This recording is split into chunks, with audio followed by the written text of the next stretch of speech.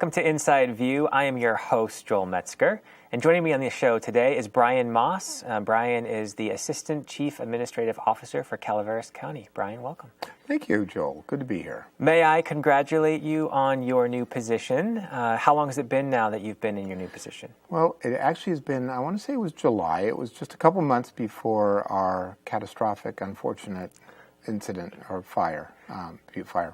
So the saying, trial by fire, is completely appropriate. I thought I was the only one that came up with that. Yes, that would be correct. I'm sure you've heard that many times. Yes. So before you were Assistant CAO, what was your position and role? I was the County Environmental Management Agency Administrator, which included 5 different departments from environmental health, air pollution, on-site wastewater, agriculture weights and measures. The Ag Commissioner works under the agency, and animal services. So it was a bit of a shift. Well, a lot of responsibility there and a lot of responsibility in your new position. What was it that caused you to say, okay, I'm going to go over and be Assistant CAO? What pushed you over the edge? That was a really great question, because quite frankly, the Environmental Management Agency has been and was and continues, as I understand it, a pleasure, really a pleasure to work for. I, to be honest with you, thought I would be there until I retired. This was a matter of just a lot of thought, a lot of discussion, and and thought, well, I think maybe it's time for a change. I think the most interesting thing about it is, with that said, is I didn't realize until I took on the new position that it truly was time for a change. As in? A good change. This is a good thing? It's a very good thing. Okay, so you're enjoying this new challenge? It's a challenge, and yes, I'm enjoying it. Well, I'm glad to hear that, because I know you did a really excellent job in your former position, and I know that many people miss you, but I think that a nice thing is your replacement seems to be up to the challenge. Jason Baetzer is certainly up to the challenge, and he's been doing an outstanding job. He also has been dealing with the trial by fire, if you will, literally, especially with all the Butte Fire recovery and the debris removal and that kind of thing. So as I stepped into a new role, he also stepped into a new role, and we both were faced with a challenge that neither one of us had dealt with, at least to that scale, before. No, absolutely. So for those who don't know what an Assistant CAO does, can you give us a quick overview? Oh, that's a good question. I guess the best way to answer that would be to say what I have been doing over the last several months. Obviously, one of the tasks that falls to me is when the CAO is out. I assume those duties. As a case in point, our CAO was out of the office yesterday, and I sat with the board during their board meeting when they covered the Resource Conservation District proposal and also the medical marijuana issue.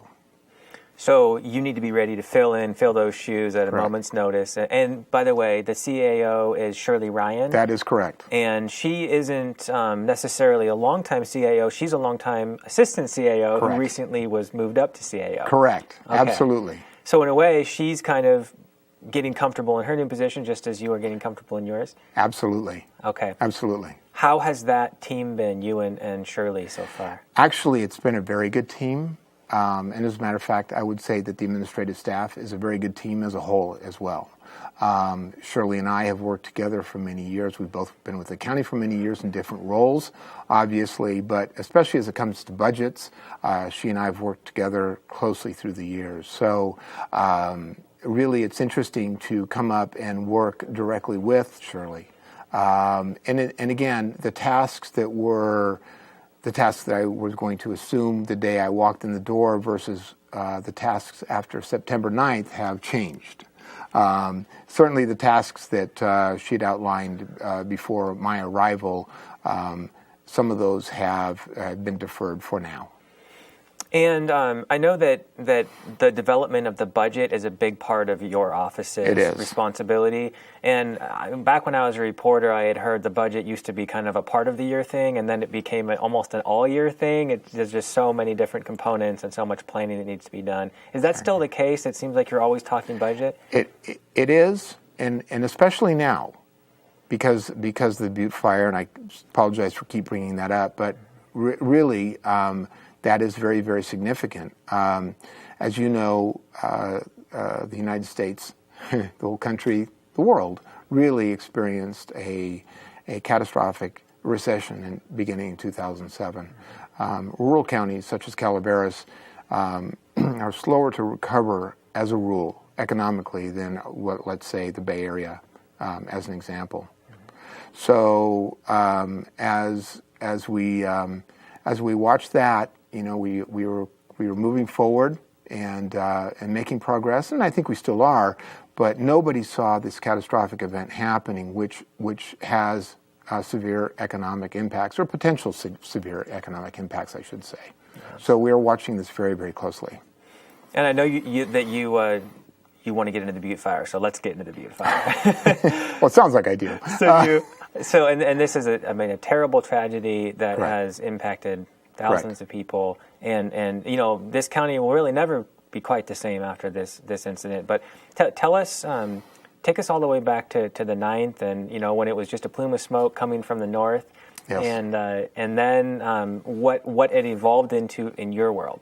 Well, it's interesting because I was having a meeting with Shirley when that plume of smoke erupted over the hill, and I do remember saying, "Oh, please don't let that be a fire," when I heard the sirens. And ironically, Shirley Ryan, who's very conservative, fiscally conservative, the day before final budget was adopted, okay, and she just stated to the board, we want to make sure we have proper reserves, contingencies, et cetera, because you never know when a catastrophic event is going to occur. Mm-hmm. And then the following day, the Butte Fire started. And obviously, nobody's going to see that coming. But you always try to be prepared in some way for these types of things. So it was ironic, again, that the Board of Supervisors actually adopted the budget for the year the day before. But yeah, very interesting. But as far as the fire is concerned, I would say that for the first several months, it was the initial response was obvious. Lots of mutual aid coming in from everywhere from Los Angeles to the North State, for multiple departments. FEMA, Federal Emergency Management Agency, Cal OES, Office of Emergency Services, have been really very instrumental in the Butte Fire recovery process. Cal Fire was phenomenal during the Butte Fire itself. I think that between the mutual aid, Cal Fire, and everything that we were dealing with, I think it went off pretty well, considering it's such a catastrophic event. But with that said, once you have a 70 to 72,000 acre fire, the hard part really is the recovery, and this is going to take a matter of a few years to really recover from. At this point, Jason Bates' shop, Environmental Management, has been working with Cal Recycle in the state of California to clean up properties. And as of last week, over 60% of the properties in Calaveras County have been cleaned up. And why is that important? Very important. Because what they're doing is they're removing, first of all, they do a hazardous materials survey, remove any hazardous materials. Then they remove the metals and whatever remains of the home. And then they remove the ash. And then they actually test the soil to make sure that there aren't hazardous chemicals in the soil. If there are hazardous chemicals, they will remove the soil until they get down to clean dirt. So the state will state certify the property's clean. And that's important for resale value, rebuilding, all that. And absolutely for public health as well, because if children, adults, animals are out amongst the material, people don't know whether they had asbestos in the siding of the home, or in the insulation of a home, There may be mercury in the soil. There may be lead from lead-based paint. Those kinds of things are the things that they look for. Not to mention the impacts on the watershed. Absolutely, the impacts on the watershed on multiple facets, because everything from hazardous materials to stormwater runoff to debris and mud flows. Water quality issues. As I'm sure CCWD is acutely aware, in the Calaveras River watershed, which was actually impacted significantly. Oh, absolutely. So. What is the general progress on cleaning up these home sites? Well, as I stated, we're at 60%, 60. and what they're doing is they are moving in a method that is just consistently, as you would think of, concentric circles moving outward, if you will. And that way you're not distributing your teams too far out, and you can get more done that way.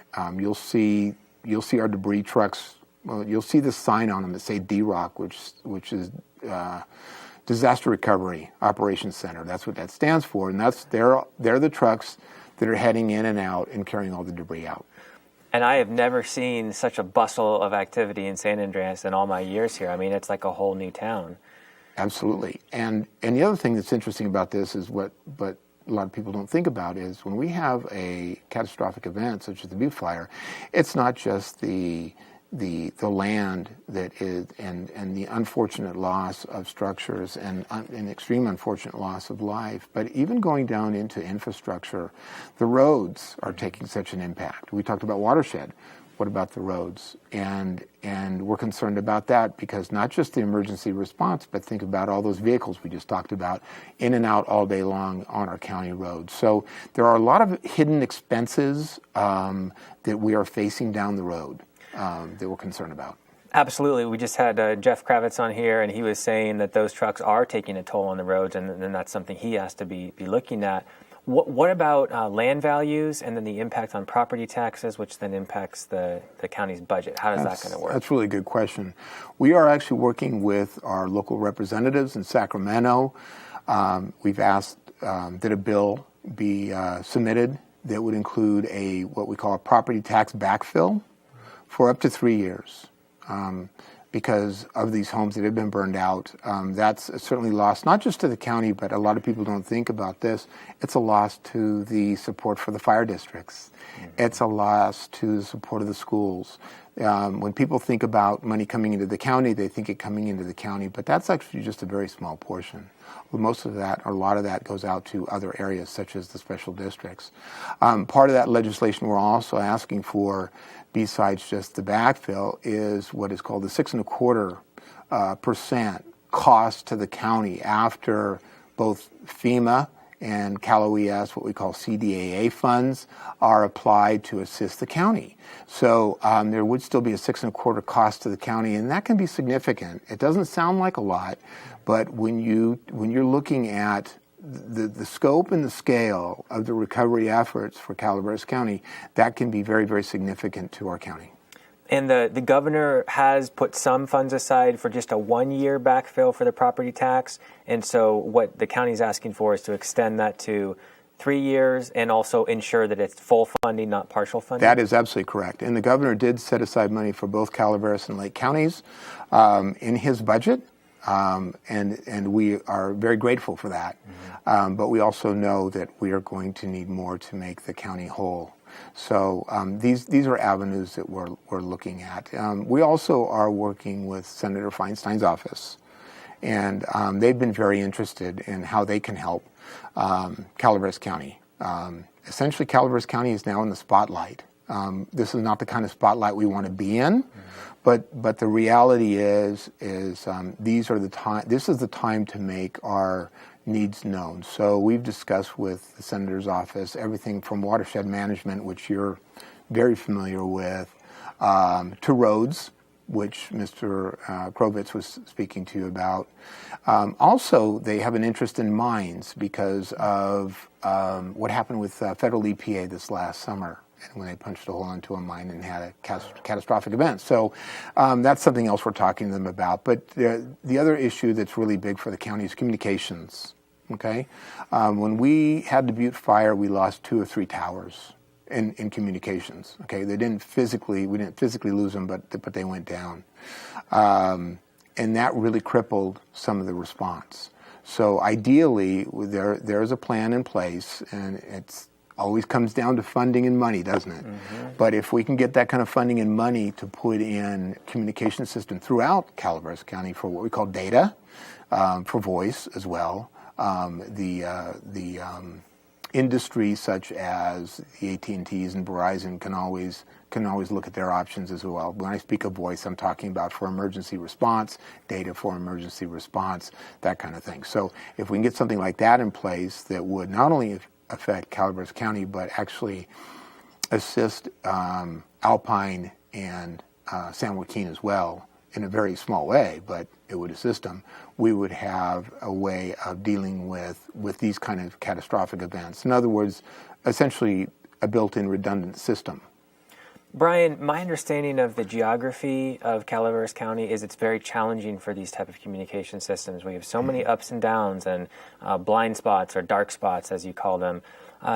Is there really a way to put a system in that wouldn't just be obscenely expensive to cover the whole county? There is a way to do that, yes. And it does include several towers.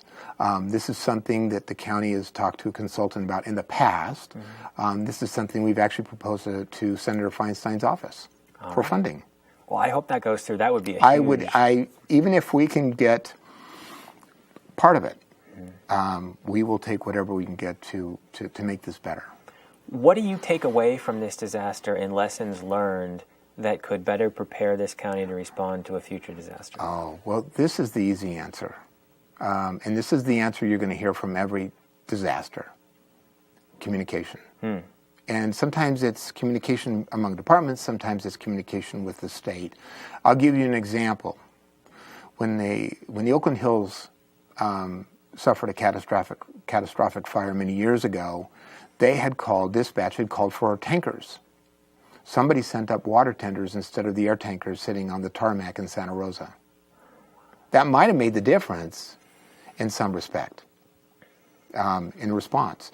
So this is not unique to Calaveras County. This is all about, we all try to be really well prepared. I'll take Animal Services as an example. They'd kind of been practicing for a catastrophic event. They didn't have the scenario right, but they were close. And the volunteers in this community, I mean, not only did they come together for everything and everybody, but even for the animals, just absolutely amazing. People were here 24 hours a day, makeshift kennels. We had cats and cat carriers up and down the back of the Board of Supervisors chambers in the hallway. And it's amazing to watch what this community does and what it's really like. And I think an event like this really shows the character of the community. And I have to tell you, I'm very, very impressed. I mean, there are always hiccups, always. But I'm using Animal Services as an example because they had done a certain amount of preparation. Nobody could ever be prepared for the scale of what we dealt with. Nobody sees that. Our last measurement for a fire was the Old Gulch at 18,000 acres, and we thought that was a lot, and it was a lot in 91, 92. As you know, the fires seem to be getting more intense every year, and we know the reasons for that. But I would just have to say to the community, I'm just very impressed with how they have stepped up. Absolutely. And really, so much of the time we hear about what's not being done. If I were to list the things that are being done, they far, far outweigh the things that are good and the things that people have done to assist and to make things better. I wanted you to touch on the housing that's gone in somewhat recently to help people have a place to stay.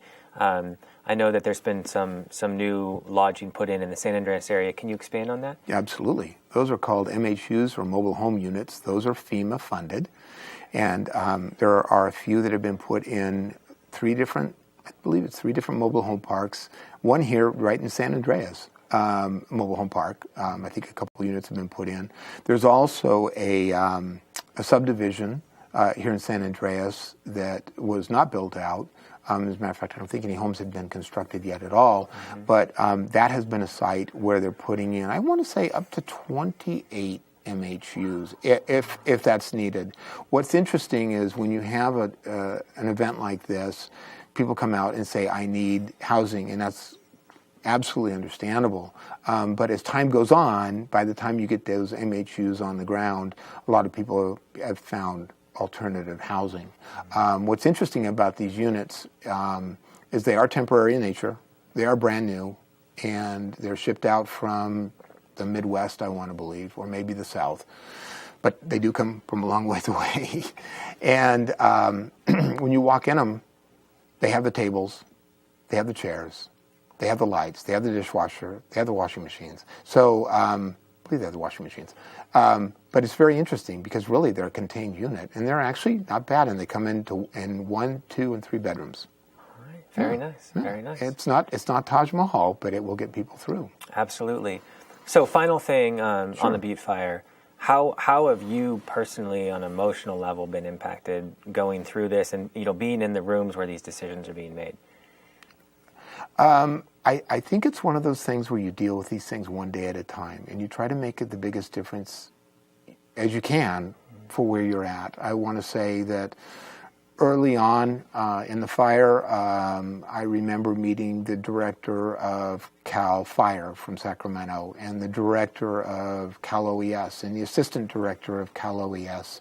I was very impressed with these people. They literally just came out, was here working here on a Saturday, and somebody said, we have a meeting, you want to go to this meeting, we'd like you to come to this meeting, and it's a good example. Shirley was not available that day, I just happened to be here, so you were asking about that early on, so I attend this meeting, and I think it's going to be 3 or 4 people, and I'm thinking, okay, we'll just meet in the back room.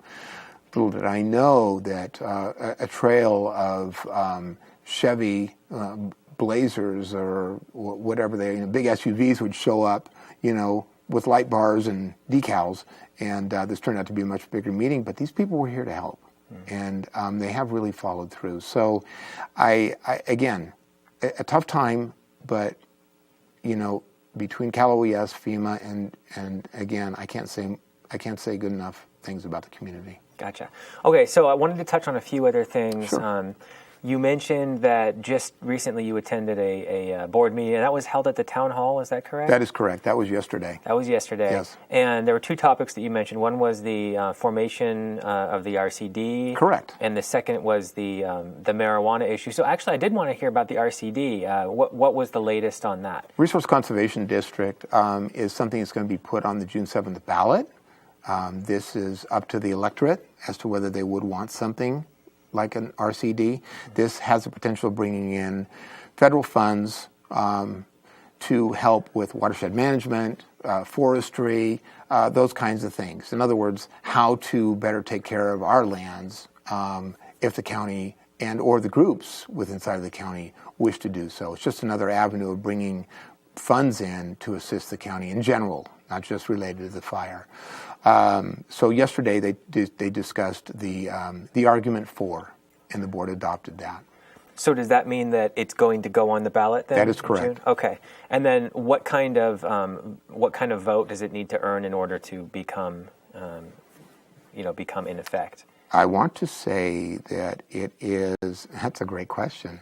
I don't think it's 50 plus 1. Okay. I don't really remember. That's generally a Prop 218 issue. Okay. That's not what this is. This is a special district. Okay. So I don't recall specifically what the statistic is on passage. I apologize for that. No worries. We'll circle back on that. And then I know that almost all the counties in the state have these, except for Calaveras. That is and correct. Maybe a handful of others. That is correct. They can be a useful tool. Yes. But one of the challenges that RCDs have is funding and being able to kind of get off the ground and start getting grant money if that's what it takes.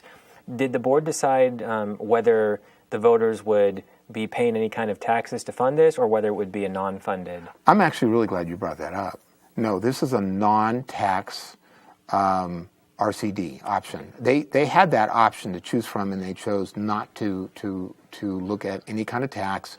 This would be funded entirely through grants. The RCD board is not the Board of Supervisors. It's an appointed board initially by the Board of Supervisors, okay, and with an emphasis of people that are involved in agriculture. Okay. All right. So not a new tax, but opportunities if this board can become effective and get grants. Exactly. Themselves. Exactly. I was just speaking with someone from Tuolumne County, and their RCD is fairly new as well. I don't remember how many years it's been, but I do know that the board that's in place, and by the way, those are all volunteers. They don't get paid. My understanding is all the board members that were put in place initially are still there. Wow. So it's a rewarding program for those that are involved as well. It's a lot of work and it's a lot of hard work, but it's very rewarding because of what they can do for their jurisdictions. Okay, Brian, so we have 3 minutes, and we have 2 more issues, so just real brief summaries. One is the marijuana ordinance, and one is the asphalt plant. Okay, medical marijuana. That was heard yesterday. The Board of Supervisors made some final changes to a proposed ordinance that will now be redrafted up a little to include those changes. It'll go to the Planning Commission. After the Planning Commission hears it, it ultimately returns to the Board of Supervisors for introduction and possible adoption. And as it stands now, will marijuana be banned, or will there be a way, if you comply with the rules, to continue growing medical marijuana? There will be a way, if you follow the rules, to continue growing medical marijuana. So that's the general direction right now? That is correct. Okay. There will not be a ban at this point. Got it. And then the second issue is, what's the latest on the asphalt plant? The latest on the asphalt plant is that there were, I want to say, 6 appeals filed by the public. Those appeals were heard by the Board of Supervisors, I want to say it was last week, not being as intimately involved in that topic as I used to be. And the Board of Supervisors chose to not uphold the request for reconsideration by the 6 appeals. So essentially what that means is that even though the asphalt plant has to go through the California Environmental Quality Act under the Air Pollution Control District, I know that's confusing, it doesn't have to undergo a conditional use permit as a bigger picture item. In other words, it's a CUP, which is what the request was for, under the health officer's findings, okay, would have required maybe more scrutiny or broader scrutiny than you would see under the Air Pollution Control District. So I think it's important to state that, yes, they still need to go through CEQA, California Environmental Quality Act, so that's still on the table. The board already upheld that in the past when I was still down in environmental management.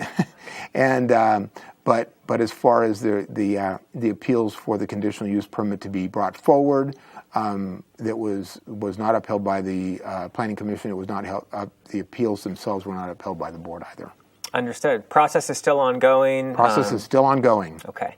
Brian, we're out of time. Thank you so much for joining us, and thanks for doing a bang-up job so far in your new position. Well, thank you. All right. And thank you for joining me on this edition of Inside View. I'm your host, Joel Metzger, and I hope you join me next time.